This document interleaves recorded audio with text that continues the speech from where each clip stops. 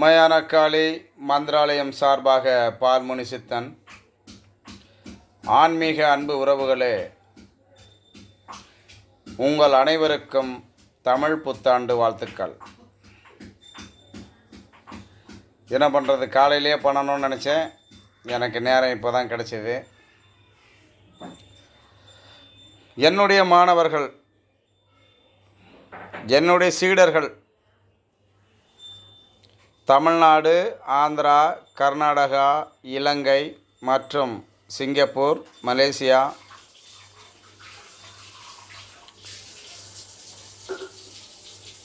அது மட்டும் இல்லாமல்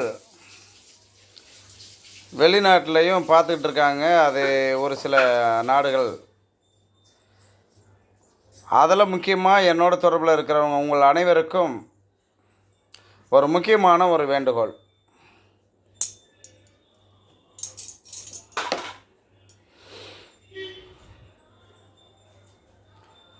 மயானக்காளி மந்திராலயத்தின் சார்பாக காளியை வைத்து வணங்கக்கூடிய என்னுடைய உபாசனைதாரர்கள் மற்றும் அனைத்து காளியை வைத்து வணங்கக்கூடிய அன்பர்கள், காளியை வைத்து பிரயோகம் பண்ணுபவர்கள், காளியை வைத்து மாந்திரிகம் செய்பவர்கள், உங்கள் அனைவருக்கும் என்னுடைய அன்பான வேண்டுகோள். அது மட்டும் இல்லாமல் ஆந்திரா, கர்நாடகாவில் இருக்கக்கூடிய அன்பு சீடர்களுக்கு பிரத்யேகமான வேண்டுதல். நீங்கள் என்ன கேட்குறீங்க அப்படின்னா, பில்லி சூனியம் மாந்திரிகம் எடுப்பதற்கு மந்திரம் எந்திரம் கேட்கிறீர்கள். அதை நான் தருகிறேன்.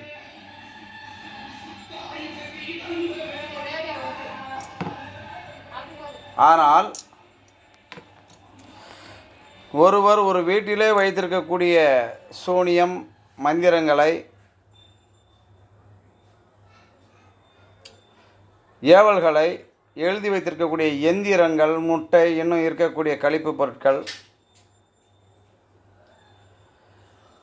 அதை எடுப்பதற்கு, அடையாளம் காண்பதற்கு நிச்சயமாக மாந்திரிகத்தின் மூலயமாக கட்டாயமாக முடியும்.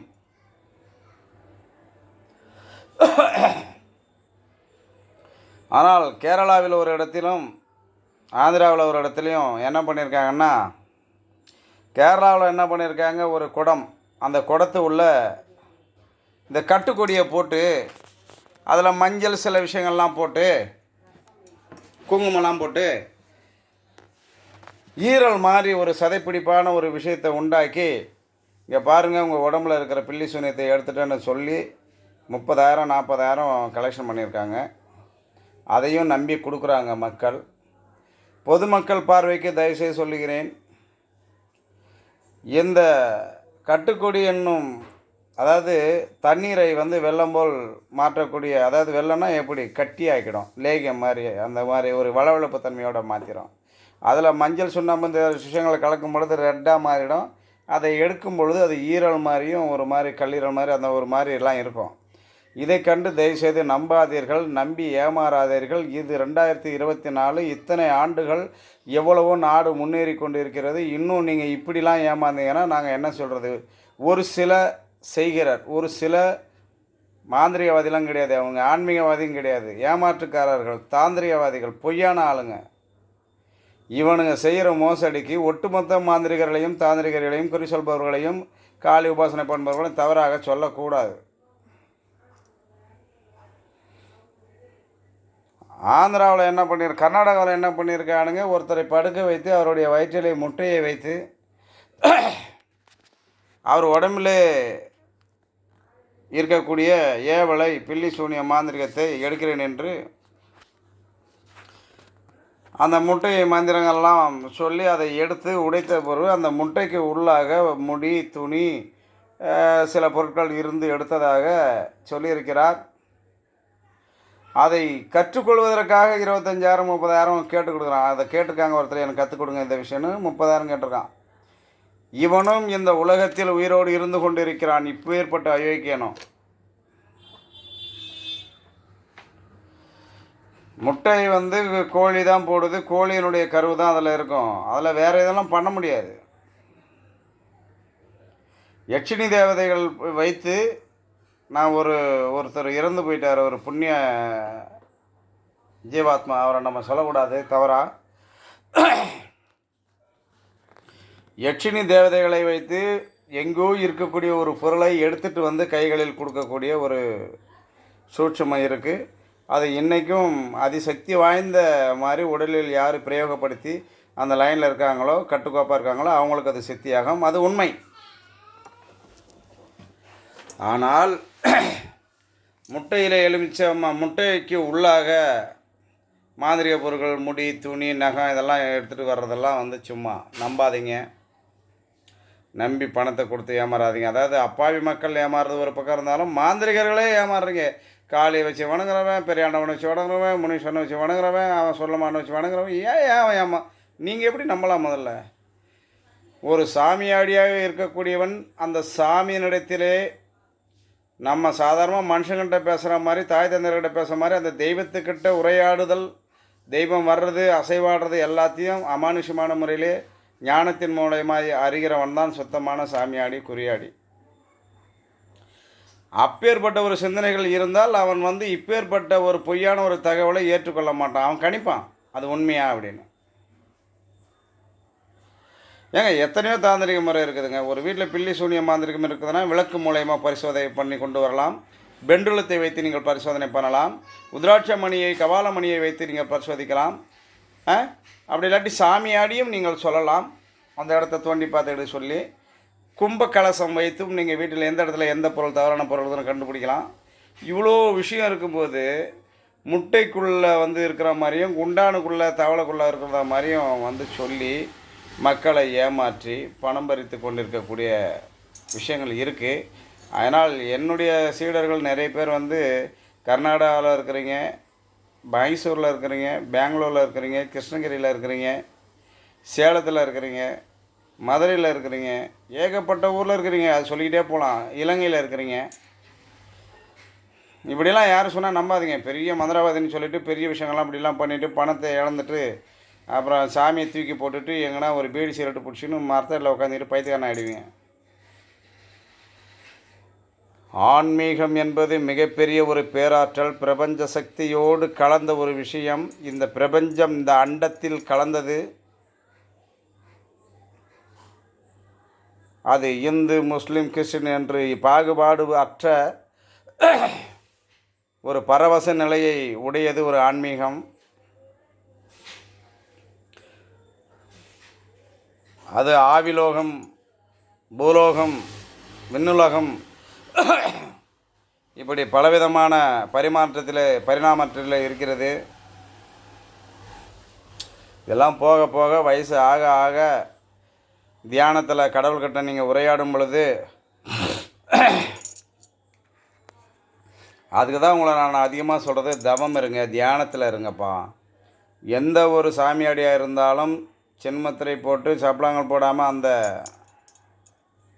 ஆசனத்தில் அமர்ந்து முதுகு வளைந்தில்லாமல் நேராக நிமிர்ந்து மூச்சு சுவாசம் சரியான சீர்நிலையிலே கண்ணை மென்மையாக மூடி முழுவதுமாக பார்வையை மாற்றி நீங்கள் எண்ணுகிற பேராற்றலாய் விளங்கக்கூடிய தெய்வத்தின் உருவமோ ஒளியோ அதிலே நீங்கள் இரண்டரை கலந்து நீங்கள் கேட்க மனதால், அதாவது சத்தமாக கேட்கக்கூடாது, மனதால் கேட்கக்கூடிய கேள்விகளுக்கு ஆட்டோமேட்டிக்காக பதில் வந்துக்கிட்டு இருக்கோம். நீங்கள் ஒரு திரையில் பார்க்குற மாதிரி விஷயத்தை தெய்வத்தோடு உரையாடலாம். இந்த லோகத்தில் எங்கே வேணாலும் போகலாம். நான் ஏற்கனவே சொல்லியிருக்கிறேன், கூடு விட்டு கூடு பாய்தல் வேறு. உங்கள் உடலை அங்கேயே இருந்து உங்களுடைய ஆத்மா, உங்களுடைய விஷயங்கள் வந்து எங்கே வேணாலும் இந்த உலகத்தில் போய் வரலாம். ஏங்க இந்த பூலோகத்தில் மட்டும் இல்லைங்க, விண்ணுலகமும் போய் வர முடியும். இங்கேருந்து ஒரு கண நேரத்தில் பறந்து போய் ஏதாவது ஒரு மலையில் உச்சியிலையோ, வனத்திலேயோ, ஆற்றுலையோ, கடலிலேயோ கூட நீங்கள் நிற்க முடியும். ஆனால் உங்கள் உடல் மட்டும் உங்களிடத்திலே இருக்கக்கூடிய இப்பேற்பட்ட ஒரு ஆற்றல் மனிதனிடத்தில் இருக்கிறது. அவன்தாயா தெய்வம், தெய்வந்தான் மனிதன், தெய்வத்துக்குள் இறைவன்.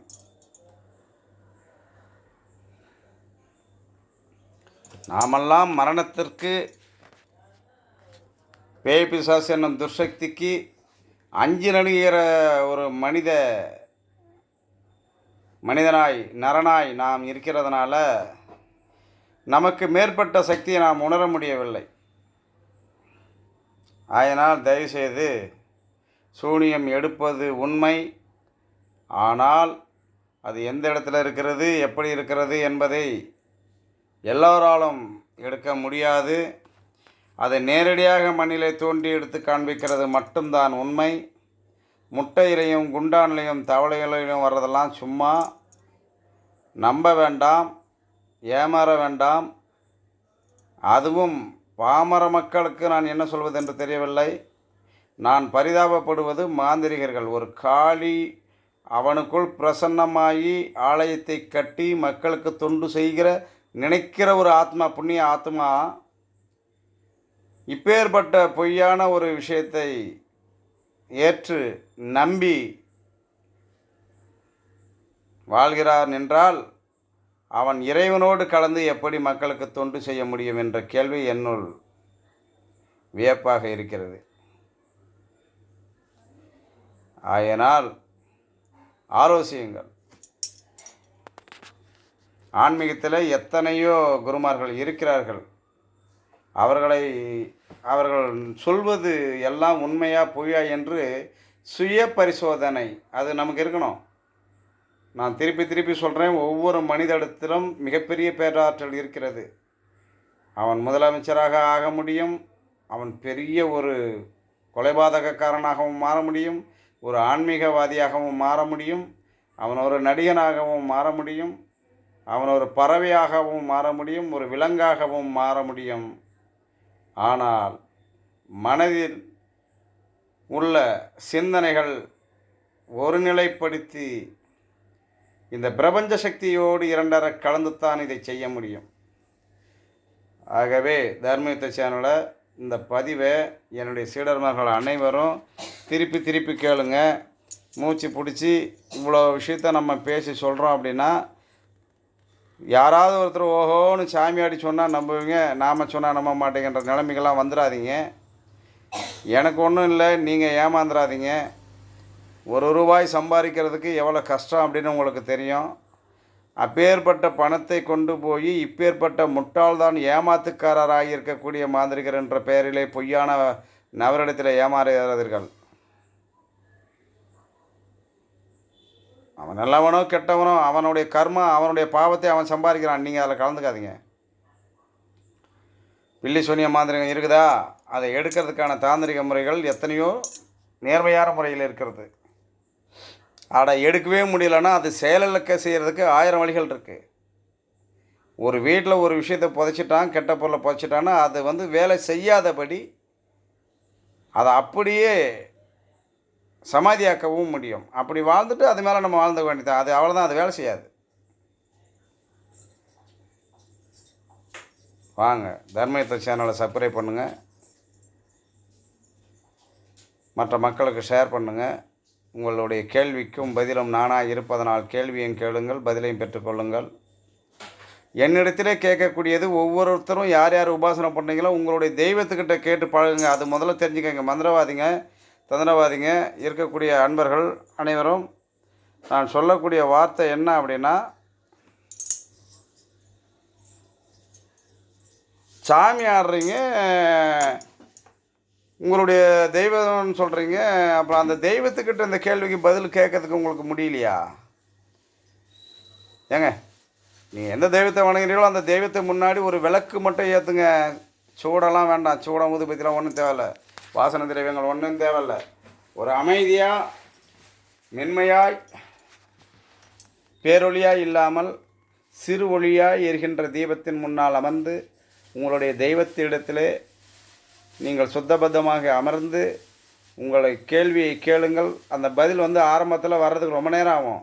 அப்புறம் நாள் ஆக ஆக கேட்ட உடனெல்லாம் உங்களுக்கு ஆன்சர் கிடச்சிக்கிட்டே இருக்கும். முதல்ல அந்த வழியில் உள்ளே போங்க. அதை விட்டுட்டு தேவையில்லாமலாம் பண்ணாதீங்க. வாழ்க வளமுடன். சிவாய நமः.